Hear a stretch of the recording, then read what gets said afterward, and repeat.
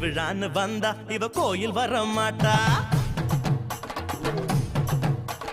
திருவிழான்னு வந்தா இவ கோயில் வர மாட்டா.